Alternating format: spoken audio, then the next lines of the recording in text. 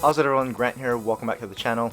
And in this video we're going to be doing a quick unboxing of the Moto G5 Plus. So there you see some quick specs on the back, but let's cut open the box and get this thing open. And there you can see the Moto G5 Plus on the top with some quick specs, which we'll get into later. The upgraded all metal back design actually looks a lot better in person. I didn't really like that when I first saw the renders. In the box we've got a turbo power charging adapter, so that's nice to see some fast charging option on this budget device. You've got a micro USB cable, no Type-C, but that can be a good thing if you don't have any Type-C devices. No need to upgrade your cables there. You've got a SIM ejection tool, which is actually really nice. I like the Moto ejection tools with that big grip there. I've got a bunch of them lying around and I use those a lot, so you might want to keep that handy. You've got your requisite paperwork and nighttime reading here. And we'll open up the quick start guide so you can take a look at that and pause that and read it for yourself if you want.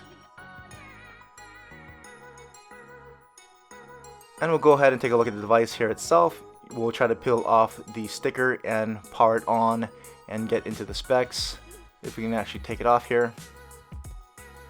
There you can see the Moto G5 Plus in all its glory, the Moto logo up top, fingerprint scanner on the bottom.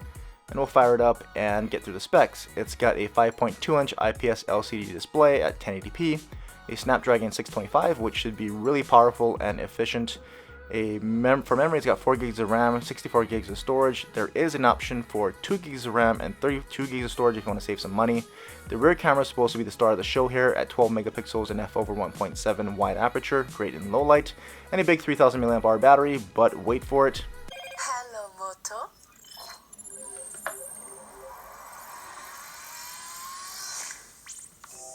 I love that startup animation. Hello Moto, great touch by Motorola there.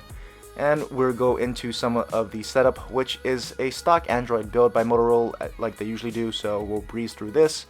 Nothing really noteworthy to note here. It's very much a standard Android setup. Fingerprint setup is going to be quick and easy like you see here. I set up 2 of my thumbs. No problem, fast and easy, and we'll get into the device. And there you can see very much stock Android here. The notification shade, which will pull down. Very much stock Android. You've got your Google Now launcher there if you swipe in from the left. If you swipe up, you've got your Pixel style app drawer, so you swipe up to get to your app drawer, no dedicated button. You don't really have a lot of bloatware, just all the Google apps and pretty much the Moto Actions application, and that's about it. So very light on the applications that are pre-installed. We'll go into settings here and about phone. It's running Android 7.0 Nougat out of the box, and we'll get to the Easter egg there so you can see it. There it is. And it's running the January 1st security patch right out of the box.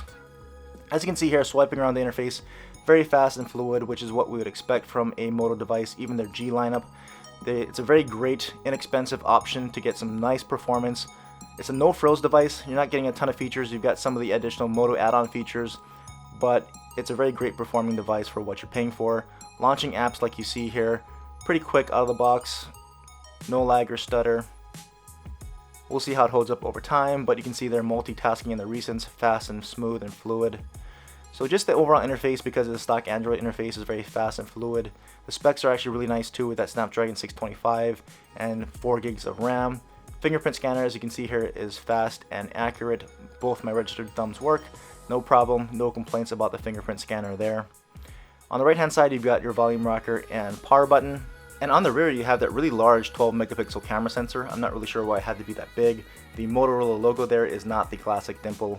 On the left side, again, there's nothing. On the bottom, you have your micro USB port with microphone as well as 3.5mm headphone jack. And overall, the build quality is pretty good. Like I said, it's much nicer in person. Didn't look very good when they first introduced it in the renders. The power button there is ridged and the buttons are a little loose, but nothing too concerning. I'll be comparing this to another device I'll be having coming in, so stay tuned to the channel. If you have any other questions or comments, leave them down below. And as always, thanks for watching.